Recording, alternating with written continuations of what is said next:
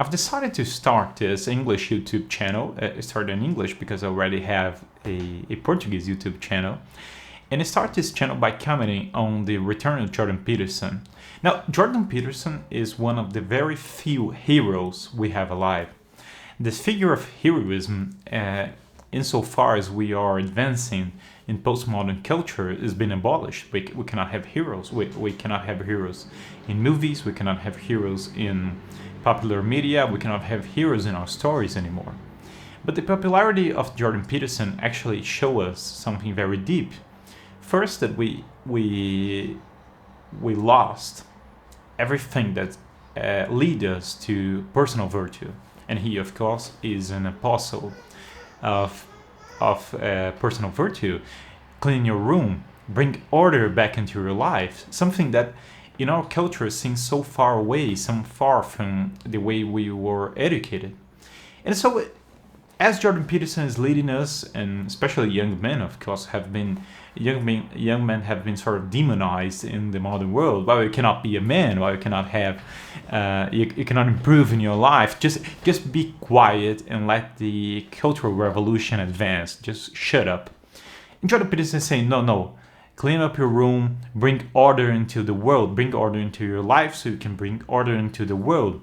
But he's sort of Jordan Peterson is always in this sort of mixed position. He describes himself as a hero between order and chaos. Not that he describes himself as a hero, right? I'm describing him as a sort of hero, but he describes himself as this figure who's in between chaos and order, bringing people from chaos to order. There is one of his talks. He talked about this symbolic vision of a city. And as far as you go away from the city, you have fragmentation up into the individual level. And of course, this alludes to postmodernity.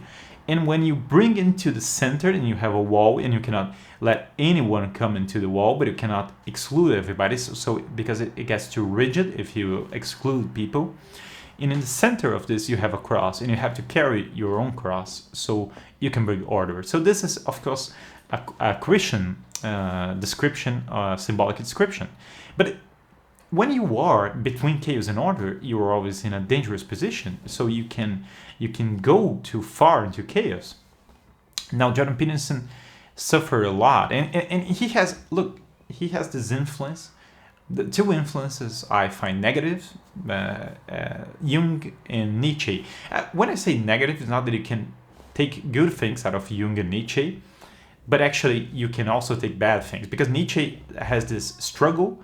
Life as a struggle is an important concept. We have to see our lives as some sort of struggle. But if you only see struggle and you don't look at mercy, at things that are beyond your own struggle, and to things that actually you have to embrace the external order. Embrace the external order is sort of looking into the world and accepting a sort of grace, like St. Augustine tells us. So Nietzsche is sort of dangerous. He can lead us to a path of looking for aristocracy, but this aristocracy, distinctively from the aristocracy of Plato, can actually turn us away from order in a sort of bizarre inversion. And so he's sort of dangerous. That's why he hates Christianity. He sees Christianity as this sort of weakling moral. And Jung is a sort of profound thinker. He, of course, didn't lead us into this sort of materialism. Perhaps is a strong word, but to describe Freud and the dangers of Freud. So when we turn away from Freud, we can actually see in Jung symbolic patterns. We can actually see a deeper dimension of psychology. But he's always looking at this dimension of psychology in a sort of strictly symbolic thinking, sort of Gnostic in a certain way, in many ways. And Christ is not just a symbol, right? Christ is actually a savior. He's a real person, really God incarnate. If I'm going to have a relationship with Christ, if I'm going to embrace His grace, if I'm going to look at the world of order, somebody has to put the world in order. There has to be a foundation of order in the world. The world is not pure chaos, and there has to be a foundation. And usually in philosophy, in classical philosophy, people look to God in natural theology as the principle of this foundation. And when Christ brings his mercy, and actually bring something external, it's internal, I have to carry my own cross, but my own cross, when I carry it, is only a participation in the cross of Christ, who already carried the burden for me. So if I have a quietist attitude to life, it's sort of, no, don't carry your cross, just let the grace work, then you're going to turn away from the example of Christ. But if you only want to bring the cross into yourself, and you don't accept the external cross, then you sort of Pelagian, you're away from the true nature of who's Christ. So when Jordan Peterson was describing the symbolic structure of Christianity, somehow you saw this distance. You can see this in the talks, debates, exchange he had with Jonathan Pageau, who is actually a really brilliant guy who talks about symbolism.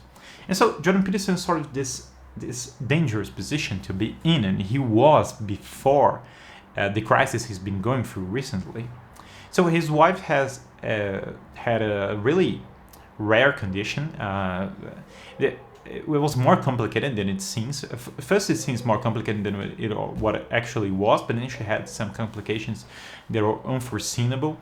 And this really has a toll on Jordan Peterson, of course. It would impact any of us.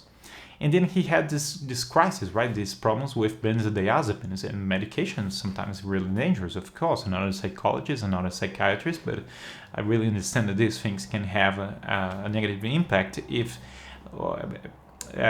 but his complications are kind of rare. They're not common. It's not, at least the psychiatrists I spoke to, they told me that the complications Jordan Peterson had with benzodiazepines are not the most common symptoms. That both benzodiazepine and the withdrawal of benzodiazepines, right? And so he goes through this calvary. He is looking for treatment. He goes to Eastern Europe, and he always had this influence of Eastern Christianity. It's very clear when he talks about Solzhenitsyn. It's very clear when he talks about a lot of things that are actually Eastern Christianity.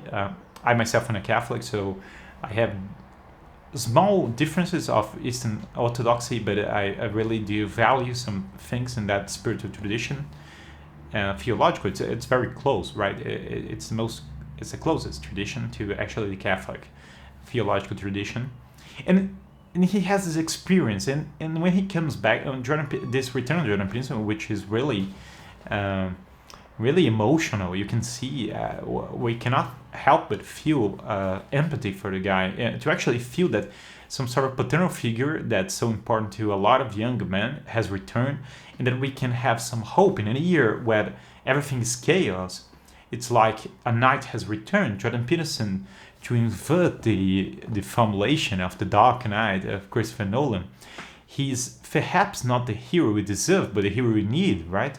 But if I have some critiques of certain ideas he was exposing in the past, he was defending in the past, I really do see that for our time, he's the figure we need.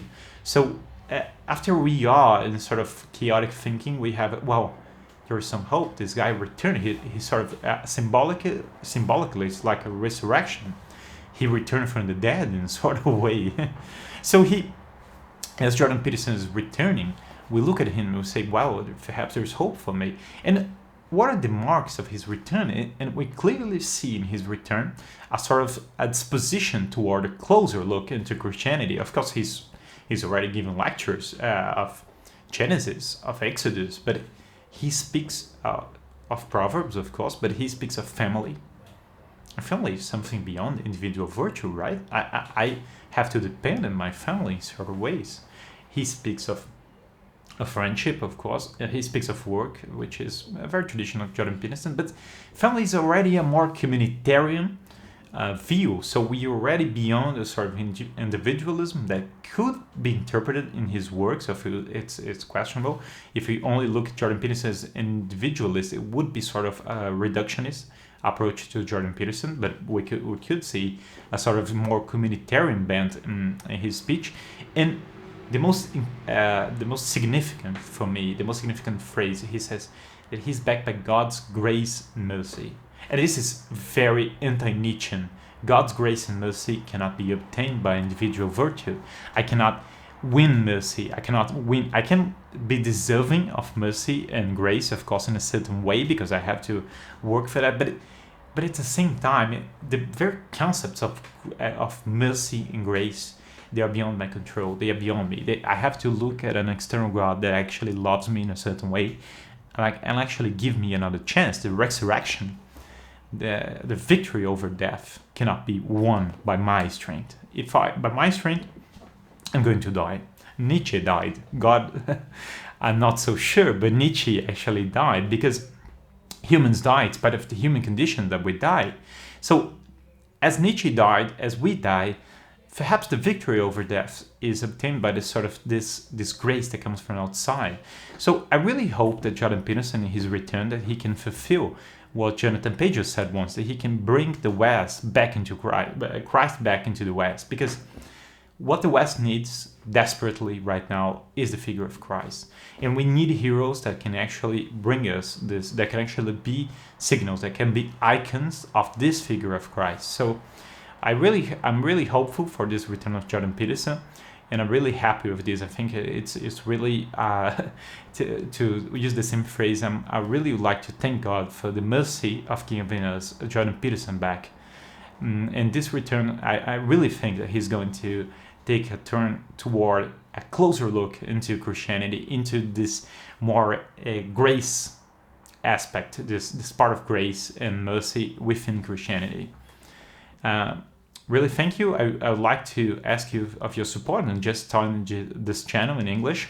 And if you could subscribe and hit the bell, look at the links in the description, I would be very grateful. Thank you all.